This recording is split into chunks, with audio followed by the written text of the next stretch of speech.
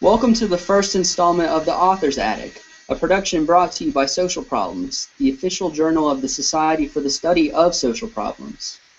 I'm Casey Henricks, and today I'll be speaking with one of the journal's authors and advisory board members, Dr. Matthew Hughey, about his latest book entitled The White Savior Film, Content, Critics, and Consumption, published by Temple University Press.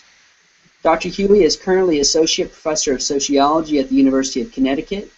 His previous book, entitled Whitebound, Nationalists, Anti-Racists, and the Shared Meanings of Race, was a finalist for SSSP's 2013 C. Wright Mills Award and co-winner of the inaugural 2014 Eduardo Bonilla Silva Book Award, sponsored by SSSP's Division on Racial and Ethnic Minorities.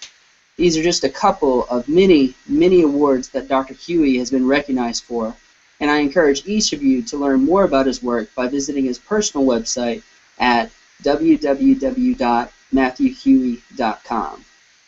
I'd like to begin by asking Dr. Hughey some general questions about his latest book, The White Savior Film.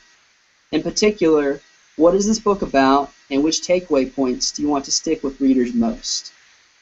So first of all, thanks a lot for having me here. It's really great.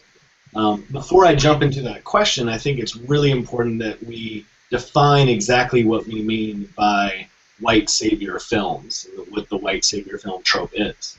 And I think that's composed of three general things. So first, the genre is what we might think of as a feature-length Hollywood-produced film that we're told is somehow based on a supposedly true story. And through that type of rhetoric about authenticity, we're informed that the story, if not the principle behind it, is somehow both realistic and feasible. Second, it features a group or person that hails from a lower or working class, urban, exotic, but especially non-white context. And this non-white person or group is either isolated or experiences conflict and struggle with others that is particularly dangerous or threatening to both their life and their livelihood. And third, a white person, the savior, enters that setting and through his or her sacrifices as a teacher, a mentor, a lawyer, military hero, aspiring writer, or wannabe Native American warrior, he's able to save or at least morally redeem the non-white person or community of folks of color by the film's end.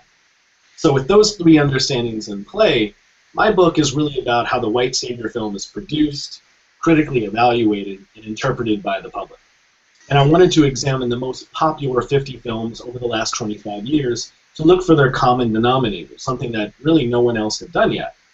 And I also wanted to examine how film reviewers operate as interpretive communities that are influenced by the racial climate in which they supposedly make individual expert appraisals.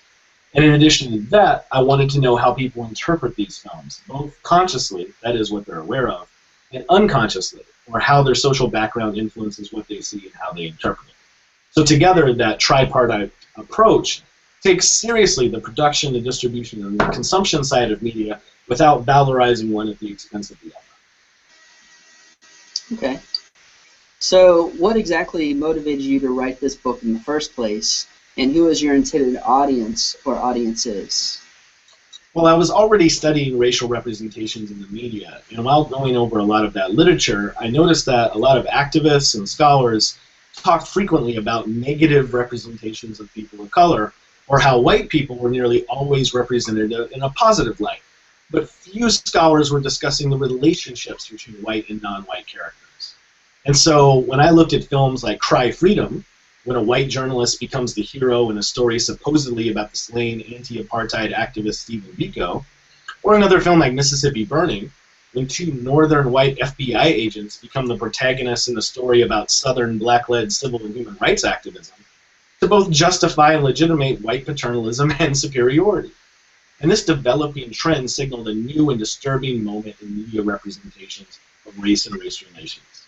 I was intrigued by how many of these films are applauded and rewarded, but also I was interested in why there seems to be such little critique of these films in the first place. When I first thought of the study, I thought it would only be an analysis of the films themselves, to be quite honest. But as I read about the topic even more, I became more and more interested in topics of evaluation, gatekeeping, and audience reception that no one else seemed to be talking about. So I began to really wonder about what kinds of methodological and theoretical approaches would allow me to answer my questions.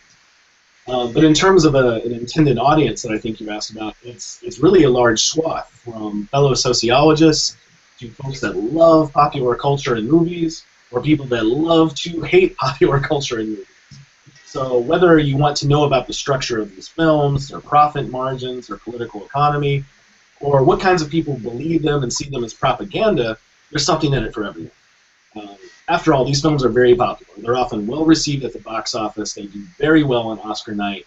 And there are a lot of people that make fun of these types of film. In fact, I want to show you a clip from a recent Mad Television episode show that pokes fun at the white savior film.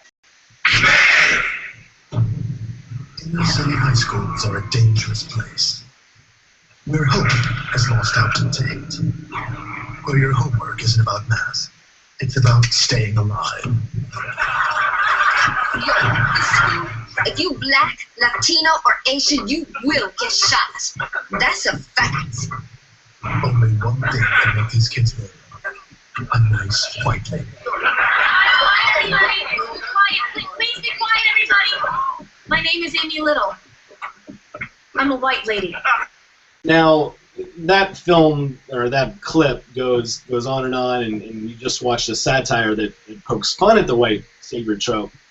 But with minor changes in actors and script, the plot line in that very clip is reflective of critically acclaimed films like Dangerous Minds, Freedom Riders, Half Nelson, and many, many others. So despite their popularity, there are at least some folks out there, besides troublesome sociologists like myself, that understand these films as full of problematic racial assumptions. Okay. So the intersection of race and media is already such a rich source of academic study. How exactly is the white savior film unique from all the other books that are already out there? And in what ways does your contribution add to the ongoing discussions on race and media? So when I began thinking about how to analyze these films, I didn't want to simply repeat an update that some other scholars had done before me.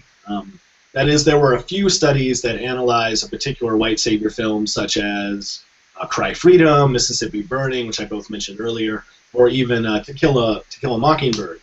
But those were done in isolation from other films. So rather than do that, I wanted to examine the most popular 50 white savior films over the past 25 years to look for their common denominators, something no one else had done yet.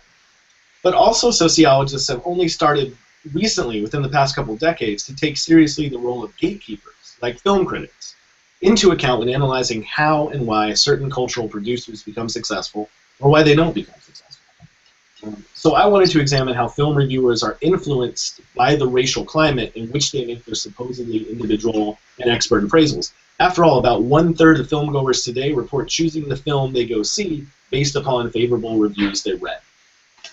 In addition to that, I wanted to know how people actually interpret these films, both consciously and unconsciously. I really wanted to know how their social background influences what they see and how they interpret it, as well as how differently they interpret something when they're around members of their in or out racial group. So my work's a combination of the content analysis of film, the discourse analysis of film critics, and frame analysis about perceptions of racial conflict, and in-depth interviewing and focus group analyses of audience receptions about those films. Okay.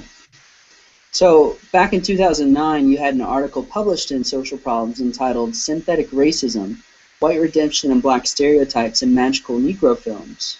So in what ways does this recent book, The White Savior Film, build upon this earlier article that was published in Social Problems? So both those studies try to take seriously the relations between differently racialized characters, particularly white and non-white characters.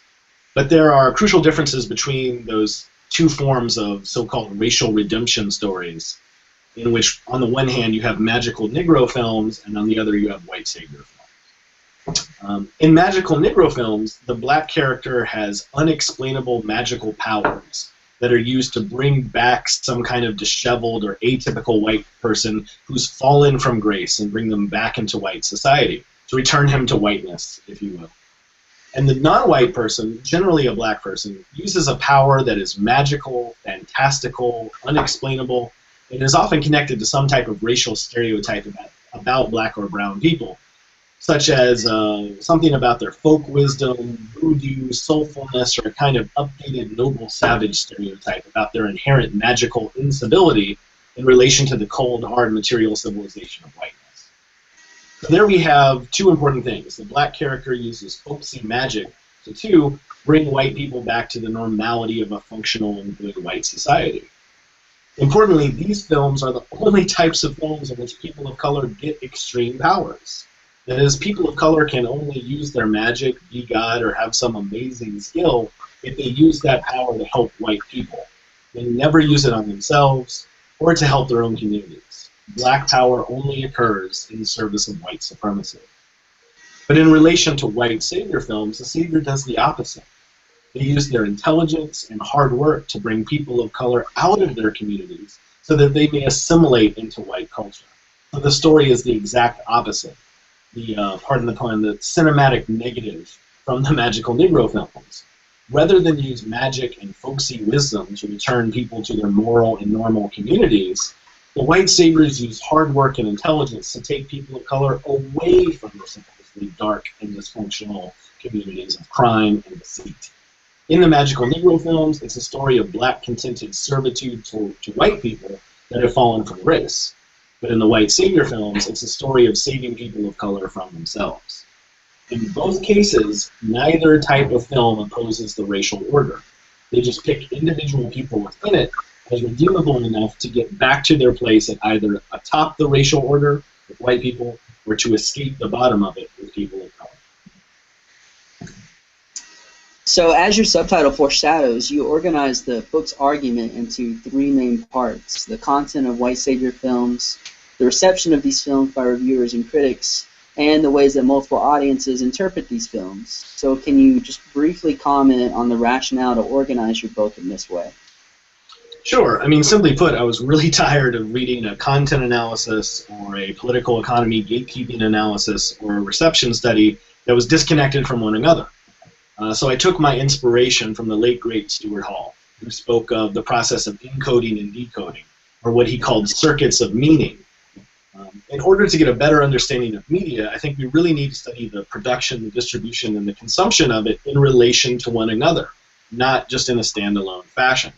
And so that made the book a lot of work, but it was somewhat a labor of love, as I'm both a sociologist and a cinephile. Nice. So what directions do you see studies on race and media taking in the future, and what questions do you foresee as still being unanswered, if you will? So I strongly believe that scholars need to reconcile a dominant tension between content on the one hand and reception on the other. So if a sociologist of the media actually moves away from the text itself and begins to encounter people, whether critics or audience members, they run a risk of a disconnect between what the sociologist says the media means and what the audience says it means. For example, if I evaluate a film and find it particularly rife with white supremacist themes, what happens when I find that people of color seem to love the film? Do I tread this dangerous ground of saying that those people are all cultural dupes and are looking at the film with rose-colored false consciousness glasses? Or do I risk my professional credibility and backtrack on my prior evaluation of the film and say that I was just completely wrong? So there's no easy answer that comes to the fore when faced with that dilemma. But I think one avenue to pursue is how paradoxical and complicated both film texts and audience receptions are. Films tell many different stories simultaneously, and audiences, myself included, are contradictory and hypocritical things. So rather than highlighting one aspect of our data and hiding the other aspects because they don't fit neatly, I think sociologists need to become better equipped with various interdisciplinary literatures and theoretical perspectives that often don't speak to one another, such as the sociology of race and racism, cultural sociology, and critical theory. Okay, and before we go, is there anything else that you'd like to share with our viewers? So I think it's pretty important that we should understand that the white savior film phenomena isn't just about the films that are there, that have been made about them, but it's also about what movies are not there. For the past few years, Danny Glover has attempted to produce a Hollywood film on Haitian independence and the military hero Toussaint Louverture. To back that project, he approached a host of financiers and hopeful co-producers, but few were interested. Glover recently stated about that, quote, "Producers said, it's a nice project, a great project, but where are the white heroes? I couldn't get the money here, I couldn't get the money in Britain, I went to everybody. You wouldn't believe the number of producers based in Europe and in the States that I went to," end quote. So if one can abide by the white savior script and convince others of the story's legitimacy, these tales will find production and resonance with many mainstream audiences. If not, there is unlikely to be a film, or the film will be marketed as a race film, and few will go see it, or it will simply be poorly financed and probably poorly done. Let me close by expressing my gratitude to Dr. Hughey for joining us today. His recent book, The White Savior Film, Content, Critics, and Consumption, is available at a local bookstore near you. And I also want to thank you, our viewers, for tuning in with us today. I'm Casey Hendricks, and I'll see y'all during our next installment of The Author's Attic.